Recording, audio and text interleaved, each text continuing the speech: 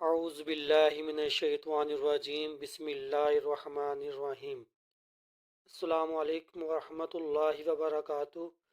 جزا اللہ عنا سیدنا مولانا محمدن صلی اللہ علیہ وسلم ما ہوا اہلو۔ ڈیئر اسٹوڈنٹس، کیا حال ہیں؟ پچھلی ویڈیو میں ہم نے 10ویں کلاس کے سلیبس میں شامل کتاب اسلامیت لازمی کا چیپٹر نمبر 1 کمپلیٹ کیا تھا۔ آج ہم اسلامیات لازمی کا چیپٹر نمبر 2 سٹارٹ کرنے جا رہے ہیں، جس کا نام ہے احادیث نبویہ خاتم النبیین صلی اللہ علیہ وآلہ آلہ وصحابہ وسلم۔ تو سبق شروع کرنے سے پہلے کچھ ضروری باتیں ذہن نشین کر لیں۔ یہ پچھلی ویڈیو میں آپ کو نہیں بتا سکا، تو اب میں آپ کو بتا رہا ہوں کہ جب بھی کہیں پر بھی آپ صلی اللہ علیہ وآلہ آلہ وصحابہ وسلم کا نام آئے گا تو آپ نے خاتم النبیین اور درود پاک کو مکمل پڑھنا ہے۔ ہم اکثر دیکھتے ہیں کہ جلد بازی میں صلی اللہ علیہ وسلم صلی اللہ علیہ وسلم کرتے رہتے ہیں، تو یہ غلط ہے، کیونکہ درود پاک مکمل پڑھنا ہے۔ اور یہ تقریباً 10 احادیث دی گئی ہیں چیپٹر میں، تو اس میں سے سوال کس طرح بن کر آنے ہیں، یا تو وہ عربک میں لکھ کر دے گا آپ کو، اس کا ترجمہ کریں، یا پھر وہ ان احادیث کا سوالات بنا کر دے گا۔ مثلا پہلی حدیث کیا ہے؟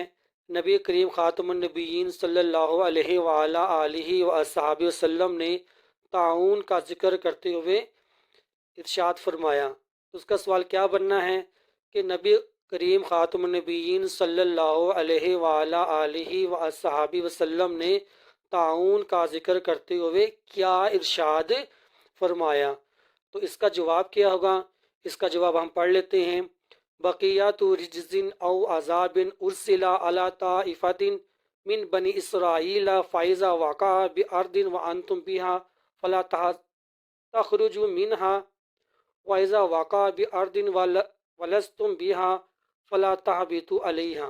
ترجمہ: یہ اس عذاب کا بچا ہوا حصہ ہے جو بنی اسرائیل کے ایک گروہ پر بھیجا گیا تھا جب کسی زمین، ملک یا شام میں طاعون ہو جہاں پر تم رہ رہے ہو تو وہاں سے نہ نکلو، اور جب وہ کسی ایسی سر زمین میں پھیلا ہو جہاں تم نہ رہتے ہو تو وہاں نہ جاؤ۔ اس کا مطلب یہ ہے، اگر کسی علاقے میں طاعون کی بیماری پھیل چکی ہے تو ہم دوسرے علاقے میں رہتے ہیں تو ہم اس علاقے میں نہیں جائیں گے، منع کیا گیا ہے۔ اگر اس علاقے میں کوئی شخص رہتا ہے تو وہ اس علاقے کو چھوڑ کر نہیں آئے گا۔ اور مزے کی بات یہ ہے، جو شخص طاعون کی بیماری میں مرے گا وہ اس کو شہادت کی موت نصیب ہوگی۔ ٹھیک ہے، اس کا میں نے آپ کو سوال بنا کر بھی بتا دیا ہے، اور اس کا ہم نے ترجمہ بھی پڑھ لیا ہے۔ دوسری حدیث ہمارے پاس ہے، فَيَرْضَى لَكُمْ أَن تَعْبُدُوا وَلَا تُشْرِكُوا بِهِ شَيْئًا وَأَن تَعْتَصِمُوا بِحَبْلِ اللَّهِ جَمِيعًا وَلَا تَفَرَّقُوا وَيَكْرَهُ لَكُمْ وَقِيلَ وَقَالَ وَكَثْرَةَ السُّؤَالِ وَإِضَاعَةِ الْمَالِ۔ ترجمہ: وہ اللہ تمہارے لیے پسند کرتا ہے کہ تم اس کی عبادت کرو اور اس کے ساتھ کسی کو شریک نہ کرو، اور سب مل کر اللہ کی رسی کو مضبوطی سے تھام لو اور فرقوں میں نہ بٹو، اور وہ تمہارے لیے کہل و کال یعنی کہ فضول باتوں، کثرت سوال اور مال ضائع کرنے کو ناپسند کرتا ہے۔ تو اس حدیث کا سوال کیا بنتا ہے؟ اس حدیث کا سوال یہ بنتا ہے کہ اتحاد امت کے متعلق حدیث میں کیا ارشاد ہوا ہے۔ حدیث نمبر 3 ہے، وَمِن مُسْلِمٍ يَغْرِسُ غَرْسًا أَوْ يَزْرَعُ زَرْعًا فَيَأْكُلُ مِنْهُ طَيْرٌ أَوْ إِنسَانٌ أَوْ بِهَیْمَةٌ إِلَّا كَانَ لَهُ بِهِ صَدَقَةٌ۔ ترجمہ: کوئی بھی مسلمان جو ایک درخت کا پودا لگائے یا کھیتی میں بیج بوئے، پھر اس میں سے پرندہ یا انسان یا جانور جو بھی کھاتے ہیں وہ اس کی طرف سے صدقہ ہے۔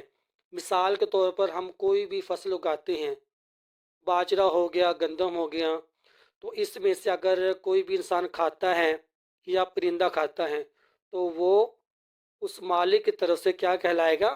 صدقہ کہلائے گا۔ حدیث نمبر 4، ومن کان یؤمن باللہ والیوم الآخر فلا یؤذی جارہ ومن کان یؤمن باللہ والیوم الآخر فلیکرم ضیفہ ومن کان یؤمن باللہ والیوم الآخر فلیقل خیرا او لیصمت۔ ترجمہ: جو کوئی اللہ اور آخرت کے دن پر ایمان رکھتا ہو وہ اپنے پڑوسی کو تکلیف نہ پہنچائے، اور جو کوئی اللہ اور آخرت کے دن پر ایمان رکھتا ہو تو وہ اپنے مہمان کی عزت کرے، اور جو کوئی اللہ اور آخرت پر کے دن پر ایمان رکھتا ہو وہ اچھی بات زبان سے نکالے ورنہ خاموش رہے۔ اس میں 3 چیزوں کا ذکر کیا گیا ہے۔ نمبر 1، پڑوسی کو تکلیف نہ دینا۔ نمبر 2، مہمان کی عزت کرنا۔ نمبر 3، اپنی زبان کو قابو میں رکھنا۔ ٹھیک ہے، اور آپ صلی اللہ علیہ وآلہ وسلم کی حدیث بھی ہے کہ میرے پاس جبرائیل علیہ السلام آئے جنہوں نے مجھے ہمسایوں کے بارے میں اس قدر کہا کہ مجھے شک ہونے لگا کہ کہیں اللہ تعالی ہمسایوں کو وراثت میں حصہ دار نہ مقرر کر دے۔ اور اکثر ہمارے گھر مہمان آتے ہیں تو بعض مرتبہ بیچارے گھر والے تنگ ہو جاتے ہیں، لیکن ہمیں چاہیے کہ ہمیں مہمان کی عزت کرنی چاہیے۔ تیسرے نمبر پہ یہ ہے کہ ہم زبان سے اچھی بات نکالیں، ورنہ اگر ہم زبان کو قابو میں نہیں رکھیں گے تو ہمارے لیے یہ وبال جان بن جائے گا۔ حدیث نمبر 5 ہے، المسلم اخو المسلم لا یظلمہ ولا یدخلہ ولا یحقرہ۔ ترجمہ: مسلمان دوسرے مسلمان کا بھائی ہے، نہ اس پر ظلم کرتا ہے، نہ اسے بے یار و مددگار چھوڑتا ہے، اور نہ اس کی تحقیر کرتا ہے۔ اس کے بعد حدیث نمبر ہمارے پاس ہیں 6، یعنی کہ 6ٹھی حدیث ہیں، اللہم انی احرج حق الضعیفین الیتیم والمرأۃ۔ اے اللہ، میں لوگوں کو 2 کمزوروں، یتیم اور عورت کی حق تلفی کرنا تاکید کے ساتھ حرام ٹھہراتا ہوں۔ تو اس حدیث میں کیا سوال بنتا ہے؟ اس حدیث میں یہ سوال بنتا ہے کہ آپ صلی اللہ علیہ وآلہ وسلم کے حدیث کے مطابق کن دو کمزوروں کے متعلق ارشاد ہوا ہے؟ یعنی کہ اس کا آنسر کیا ہو جائے گا؟ یتیم اور عورت۔ یتیم کسے کہتے ہیں؟ جس کا والد فوت ہو جائے، اور عورت کو تو پتہ ہے آپ کو کہ عورت ویسے ہی نازک ہوتی ہیں تو اس کی جتنی عزت کی جائے کم ہے۔ حدیث نمبر 7، ما امرتکم بہ فخذوہ وما نہیتکم عنہ فانتہوا۔ ترجمہ: جس کا کام میں تمہیں حکم دوں اس پر عمل کرو، اور جس سے منع کرو اس سے باز رہو۔ حدیث نمبر 8 ہے، ایاکم وظن فإن الظن اکذب الحدیث۔ بدگمانی سے دور رہو کیونکہ بدگمانی سب سے جھوٹی بات ہے۔ تو یہاں پر سوال کیا بنتا ہے کہ حدیث میں بدگمانی کے متعلق کیا ارشاد ہوا ہے؟ حدیث نمبر 9 ہے، لعنت اللہ علی الراشی والمرتشی۔ رشوت دینے والے اور رشوت لینے والے پر اللہ کی لعنت ہے۔ یہاں پر سوال کیا بن سکتا ہے کہ رشوت کی مذمت پر حدیث کا ترجمہ لکھیں، یا پھر یہ چھوٹی چھوٹی حدیث ہے، حدیث نمبر 6 سے لے کر حدیث نمبر 10 تک، ان کا عربی پیپروں میں آ سکتی ہے، اس کا ترجمہ وہ پوچھ سکتے ہیں۔ حدیث نمبر 10 ہے، ان اللہ یرفع بہذا الکتاب اقواما ویضع بہ آخرین۔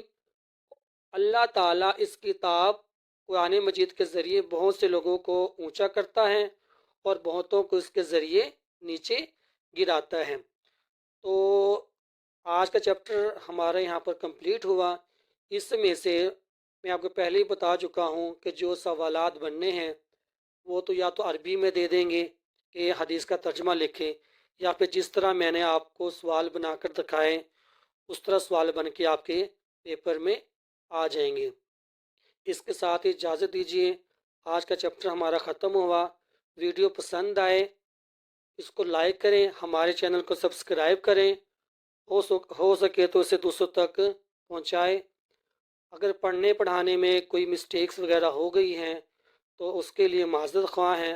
السلام علیکم ورحمۃ اللہ وبرکاتہ۔